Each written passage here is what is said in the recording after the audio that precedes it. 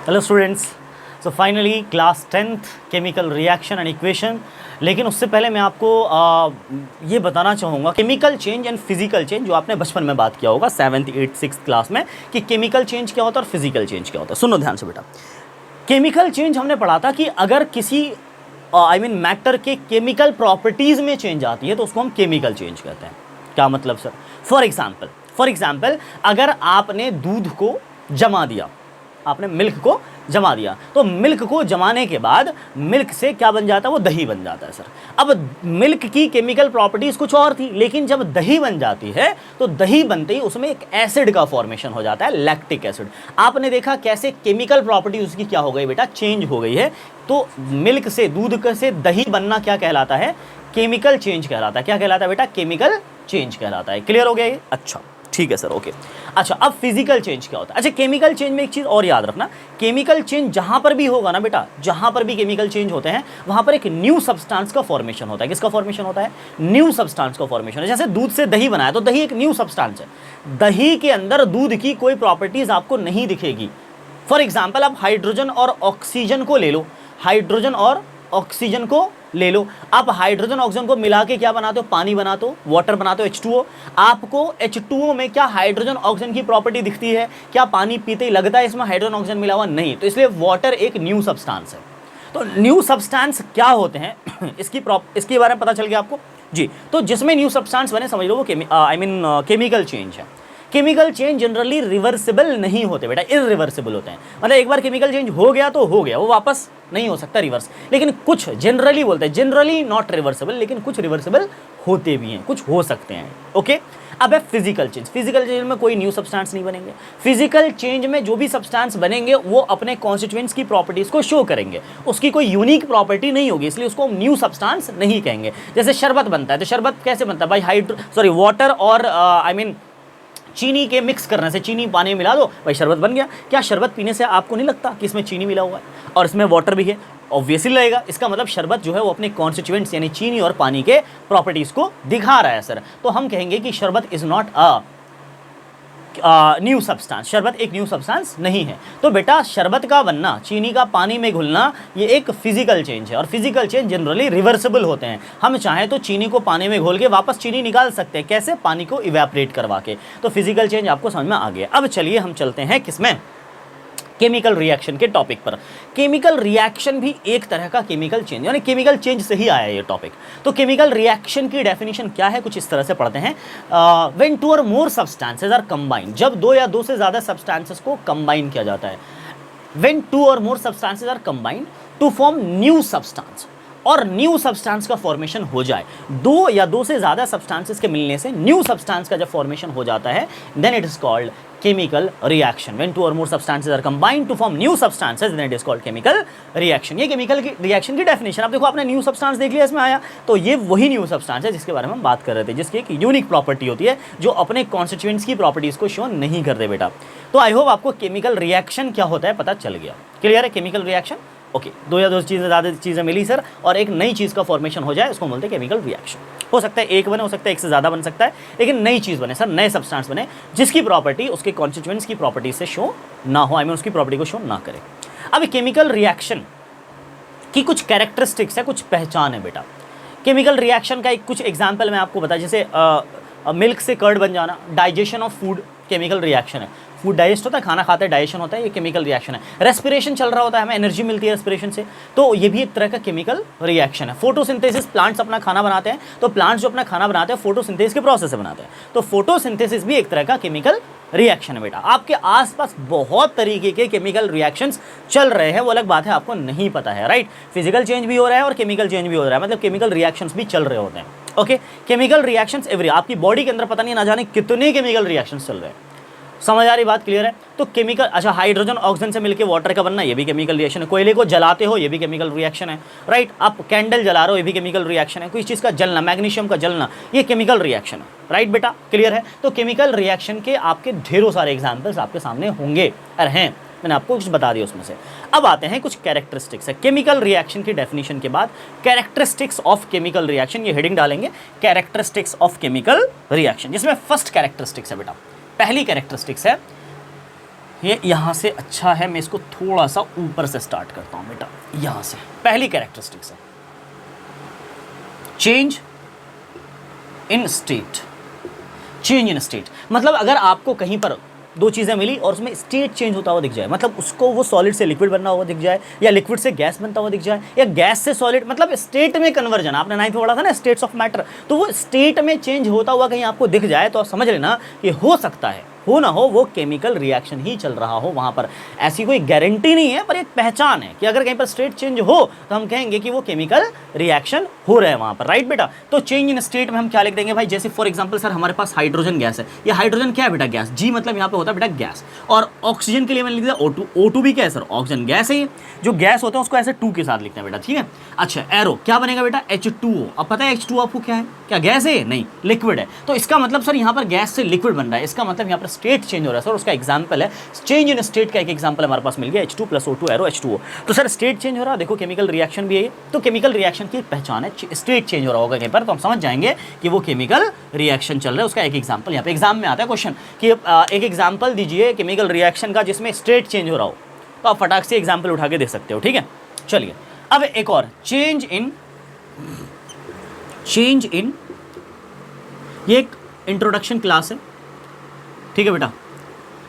Change in temperature, change in temperature मतलब sir for example आपके पास CaO है। अब सर ये CaO है क्या, CaO वही है जिसको हम कॉमन नेम वैसे है तो केमिकल नेम इसका calcium oxide chemical name. Common name इसका हो क्विक लाइम। क्या है कॉमन नेम, क्विक लाइम, ठीक है बेटा। कॉमन नेम क्या है, कॉमन नेम है क्विक लाइम, या सिर्फ इसको लाइम भी बोलते हैं, सिर्फ लाइम भी बोल सकते हैं, क्विक लाइम भी बोलते हैं, right. Quick lime generally white washing में यूज होता है। कहाँ पर, ये भी क्वेश्चन आ चुका है पेपर में, वाइट वॉशिंग में यूज होता है। तो क्विक लाइम है, ठीक है। CO आपने मार्केट से चूना लाते हो ना पुट्टी वाइट वॉश करने के लिए, जो पुट्टी होता है इसको हम पुट्टी भी बोलते हैं, जो पैकेट में होता है ऐसा पाउडर फॉर्म में वाइट पाउडर, वो बड़ी खतरनाक चीज़ है, आप उसको हल्के में ना लें। कैल्शियम ऑक्साइड क्विक लाइम है, ठीक है। तो क्विक लाइम है, चूना है, उसमें आपने क्या मिला दिया, पानी मिला दिया बेटा। आपने एक बर्तन लिया, बड़ी सावधानी से ये काम करना होता है, घर पे प्लीज़ मत कीजिएगा ऐसा कुछ ट्राई, ठीक है। तो आपने उसमें क्या मिलाया, पानी।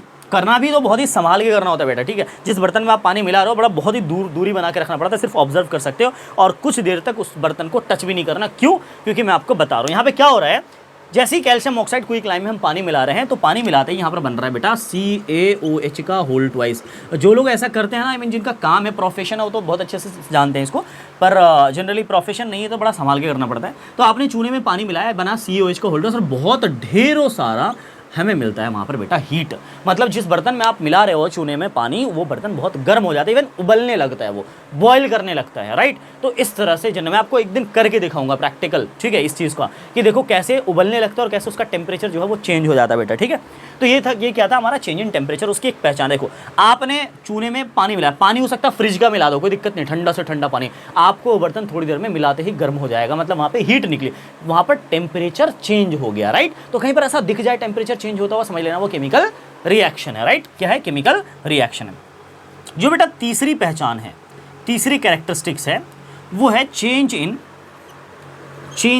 कलर। चेंज इन कलर में सर क्या, देखो मैंने यहां पर लिया CuSO4 का एक्वस सॉल्यूशन। अब इसका कलर होता है बेटा ब्लू। क्या होता है इसका कलर, कॉपर सल्फेट, एक नमक का घोल समझ लो, ये लेकिन ब्लू कलर का होता है, ठीक है।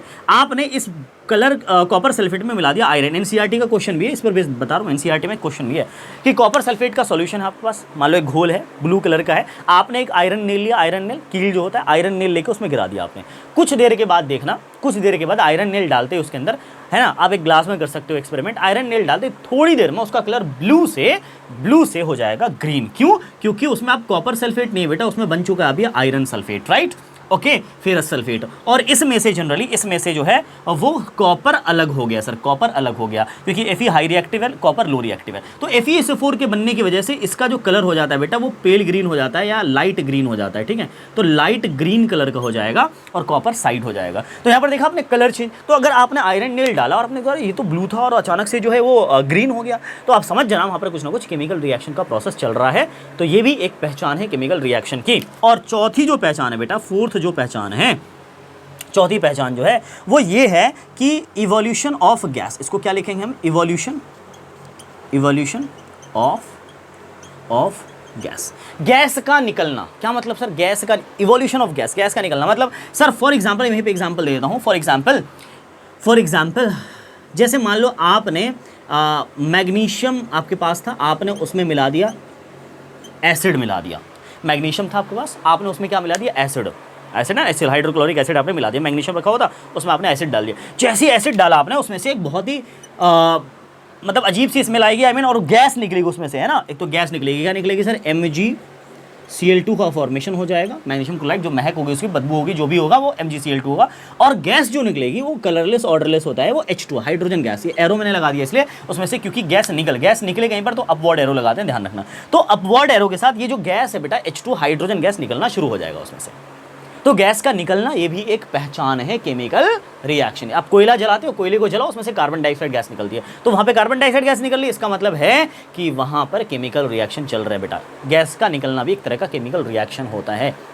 बात समझ आई? हाइड्रोजन गैस की पहचान क्या है? पेपर में भी क्वेश्चन आ चुका है कई बार। हाइड्रोजन, मैंने कहा ना, मैं अगर मैं चैप्टर पढ़ाऊंगा तो मैं हर स्टेप पे आपको ये बताऊंगा कि कौन से क्वेश्चन पेपर में पूछे जाते हैं, और डेफिनेटली अगर आप उसको अच्छे से कर लेते हो तो आपको पता चल जाएगा, और आपको मिलेंगे वो क्वेश्चन, आपको वो एग्जाम में वो क्वेश्चंस मिलेंगे। मैं जो बोल रहा हूँ ना क्वेश्चन, वो मिलेंगे एग्जाम में, बता रहा हूँ, लिख के दे रहा हूँ इस चीज़ को। तो हाइड्रोजन गैस की पहचान क्या है? हाइड्रोजन गैस की पहचान है कि ये कलरलेस होता है सर, और हाइड्रोजन गैस बर्निंग कैंडल के साथ, जहाँ से हाइड्रोजन गैस निकल रही है, आप जलती हुई मोमबत्ती ले जाओ, वहाँ पर जो है वो पॉप साउंड प्रोड्यूस करेगा। पटपटाने की आवाज़ हिंदी में बोले तो पटपटाने की आवाज़ आएगी, पॉप साउंड निकलेगा। तो आप समझ जाना कि यहाँ से हाइड्रोजन गैस निकल रही है। ये तो था characteristics of chemical reaction. Clear है? ओके, केमिकल रिएक्शन क्लियर हो गया। केमिकल रिएक्शन के बहुत सारे एग्जांपल्स मैंने आपको लाइव एग्जांपल्स भी दिए, और उसके बाद मैंने बताया कि कैरेक्टरिस्टिक्स ऑफ केमिकल रिएक्शन क्या होता है, क्या क्या पहचान है केमिकल रिएक्शन की। आपके सामने आप चाहो तो उसके स्क्रीनशॉट ले लो या फिर नोट डाउन कर लो, नोट्स भी बनते रहेंगे आपके साथ में। केमिकल रिएक्शन के बाद क्या लिखा हो आगे? Chemical equation. ये इक्वेशन क्या होता है? इक्वेशन तो हमने मैथ्स में पढ़ा था। इक्वेशन का मतलब वहाँ पर इक्वल टू का साइन होता है, राइट। अब बात करते हैं केमिकल इक्वेशन की, ठीक है। केमिकल इक्वेशन का क्या मतलब सर? मान लो कि आपके सामने कोई केमिकल रिएक्शन है। फॉर एग्जाम्पल मैंने लिखा, मैं इसको अभी फिलहाल हटा रहा हूँ, मैं भी फिलहाल इसको हटा रहा हूँ बेटा, मैं एक रहने देता हूँ, ठीक है। चलिए, मैंने कहा केमिकल इक्वेशन। सर इक्वेशन तो मैथ्स में पढ़ा था, ये यहाँ कहाँ आ गया सर? बेटा इक्वेशन का मतलब है, ध्यान देना यहाँ पर, फॉर एग्जाम्पल आपके सामने एक इक्वेशन लिखा हुआ है, मैं अभी जी वगैरह हटा देता हूँ। जी मतलब गैस, ये लिखा भी होता कहीं पर, या आपको कभी कभी मेंशन करने को एग्जाम में देता है, मेंशन कीजिए। तो इतना बहुत रेयर क्वेश्चन है वैसे ये, कि आप बताइए ये गैस है, लिक्विड है, क्या है, ठीक है। अब सुनो, फॉर एग्जाम्पल इस इक्वेशन को चाहो तो मैं ऐसे भी तो लिख सकता हूँ, hydrogen gas plus oxygen gas arrow water. अब चाहो तो भाई ये भी एक रिएक्शन लिखा हुआ है, भाई बताओ, ये भी एक रिएक्शन लिखा हुआ, हाँ कि ना? अच्छा, लेकिन रिएक्शन को हम इस फॉर्म में क्यों लिखते हैं? ये फॉर्म जो है, ध्यान रखना, ये फॉर्म, मतलब ये है वर्ड इक्वेशन, ये है वर्ड रिएक्शन बोल दो इसको आप, जिसमें हम वर्ड्स के फॉर्म में उसके जो सब्सटेंसेस उसको हम वर्ड में दिखा रहे हैं, ठीक है। लेकिन इसी केमिकल रिएक्शन को इसके सिंबल से दिखाना, सिंबल मतलब हाइड्रोजन गैस का सिंबल H2, ऑक्सीजन का O2, वाटर का H2। तो अगर इसी केमिकल रिएक्शन को मैं सिंबल से दिखाऊं, तो इसी सिंबलिक रिप्रेजेंटेशन को ही, इस केमिकल रिएक्शन का ये सिंबलिक रिप्रेजेंटेशन जो है, इसी सिंबलिक रिप्रेजेंटेशन को बोलते हैं केमिकल इक्वेशन। सर इसकी डेफिनेशन कैसे बनेगी? The representation of the chemical reaction by using the symbols of the substances, सारे substances का symbol का use कर लिया हमने, और जो symbolic representation बना, this is called chemical equation. इसी को हम केमिकल इक्वेशन कहते हैं सर। इक्वेशन इसलिए क्योंकि सर इसमें एरो आ रहा है, एरो का प्रोडक्ट है कुछ, जैसे मैथ्स में होता है ना, आपने 2 को 2x + 3y = 4 या कुछ ऐसा लिखते हैं, तो वो 4 जो होता है वो 2x + 3y का प्रोडक्ट होता है, ऐसे ये भी एक प्रोडक्ट है। ओके, अच्छा, तो ये हो गया केमिकल इक्वेशन। बेटा केमिकल इक्वेशन क्लियर हो गया? क्या होता है केमिकल इक्वेशन?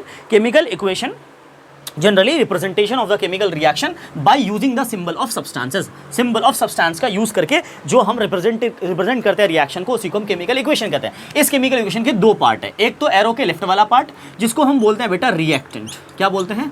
रिएक्टेंट, और एक एरो के राइट वाला पार्ट जिसको हम बोलते हैं बेटा प्रोडक्ट, क्या बोलते हैं? प्रोडक्ट, ठीक है। अब सुनो ध्यान से, एक भी नंबर छूटने दूंगा एग्जाम में, बता रहा हूं मैं आपको, ठीक है।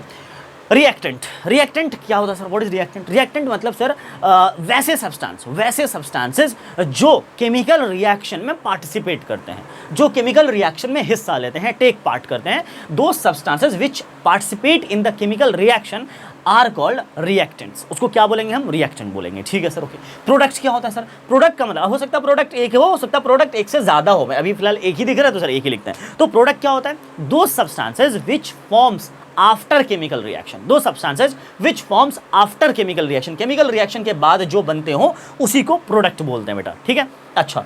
ये एरो क्या बता रहा है सर? एरो बताता है डायरेक्शन ऑफ रिएक्शन को। किसको बताता है? डायरेक्शन ऑफ रिएक्शन को, कि रिएक्शन जो इधर से इधर की तरफ हो रहा है, डायरेक्शन ऑफ रिएक्शन को बताता है।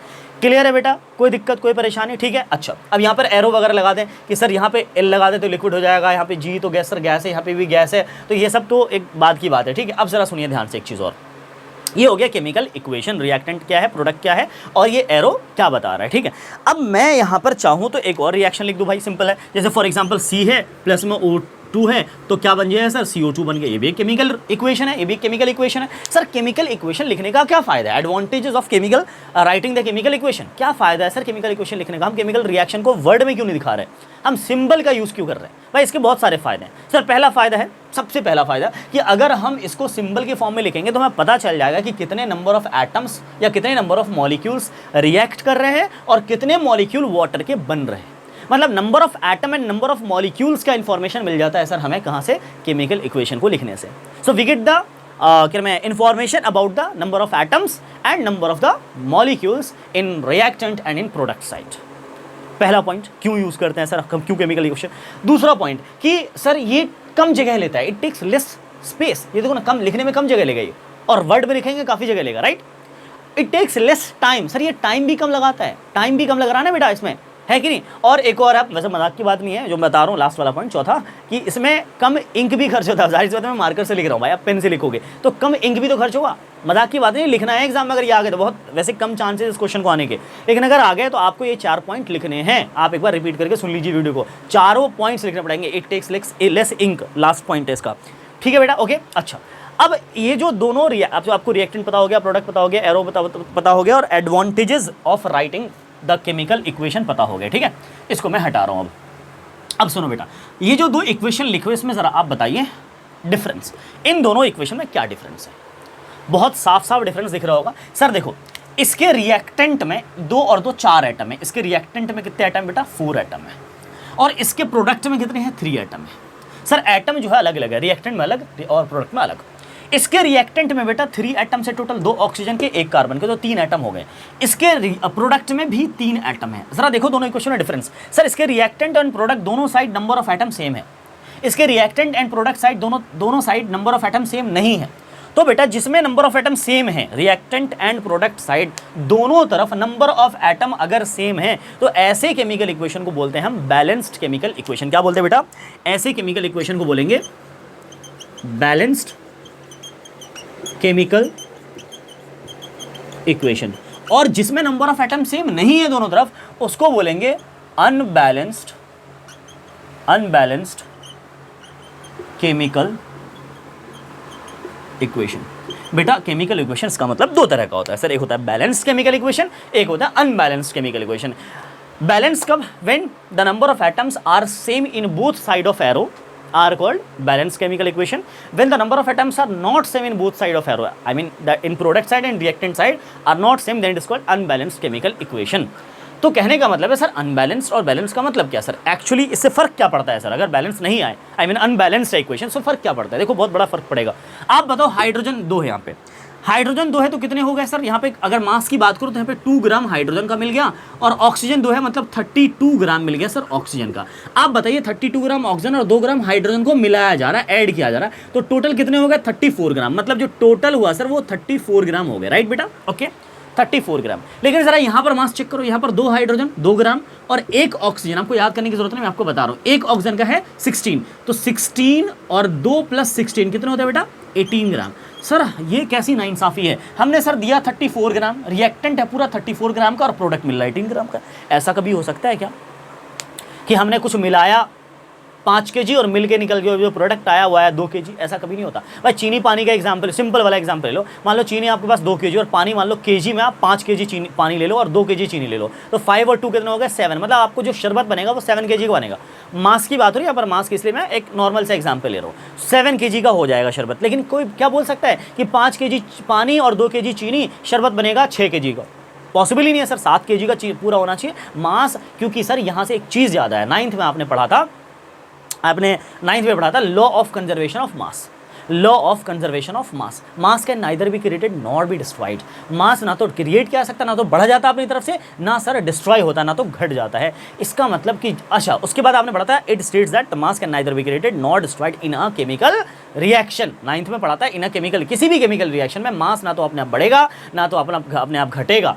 तो भाई आप बताओ कि मास अपने आप 34 से दिया 34 तो 18 कैसे हो गया? ये तो गलत है ना। तो देखा जाए तो सर ये इक्वेशन जो लिखा हुआ है, इक्वेशन तो अपने आप में देखा जाए तो सही है, लेकिन देखा जाए अगर हम लॉ ऑफ कंजर्वेशन ऑफ मास के हिसाब से देखें तो ये गलत है सर, गलत है। समझ आई बात? तो अब अनबैलेंस्ड केमिकल इक्वेशन को बैलेंस करना पड़ता है, दोनों तरफ नंबर ऑफ एटम को सेम करना पड़ेगा। अब तो अनबैलेंस को बैलेंस क्यों किया जाता है, ये भी क्वेश्चन बन जाता है पेपर में, बहुत ही वेल नोन क्वेश्चन है कि unbalance, why the unbalance chemical equation should be balanced. तो आंसर होता है कि to obey the law of conservation of mass. Unbalance को बैलेंस इसलिए करना चाहिए ताकि ये law of conservation of mass को ओबे कर सके। We should balance the chemical equation to obey the law of conservation of mass, ये आंसर लिखना है इसमें। आई होप आपको बेटा बैलेंस्ड और अनबैलेंस्ड केमिकल इक्वेशन पता चल गया है। आपको अब नेक्स्ट क्लास से स्टार्ट करूंगा how to balance the chemical equation, इसकी एक वीडियो लाऊंगा और उसके बाद टाइप्स ऑफ केमिकल रिएक्शन, और फिर ये चैप्टर खत्म हो जाएगा हमारा, ठीक है। तो इसी तरह से हम क्लास 10th को अब लेके चलेंगे। क्लास 10th की एक आध वीडियोस में आपके ये चैप्टर 1 खत्म हो जाएंगे, उसके क्वेश्चंस मैं आपको डिस्कस कर लूँगा, और फिर इस तरह से चैप्टर 1 फिजिक्स के, फिर बायोलॉजी के। चिल करो, बिल्कुल आराम से पढ़ते रहो आप, और डोंट वरी, मैं वीडियो की फ्रीक्वेंसी हो सकता है थोड़ा सा कम हो, पर वीडियोज़ आते रहेंगे। सो आप बने रहिए इस चैनल पे, आपको बेल आइकन हो सके तो प्रेस कर लीजिए और सब्सक्राइब कर लीजिए ताकि नोटिफिकेशन आपको मिल जाएगा जब भी इस पे वीडियो आएगी, और बहुत ही जल्द वीडियो आएगी। सेकंड वीडियो 2-3 दिन के अंदर अंदर में आपको, हर 2 दिन 1 दिन पे के गैप पे आपको सेकंड वीडियो मिल जाएगी। डोंट वरी अबाउट इट, ठीक है बेटा। तो आज के लिए इतना ही रखते हैं, मिलते हैं नेक्स्ट वीडियो में। Thank you so much, thanks a lot. मेहनत से पढ़ाई कीजिए आप लोग, थैंक यू।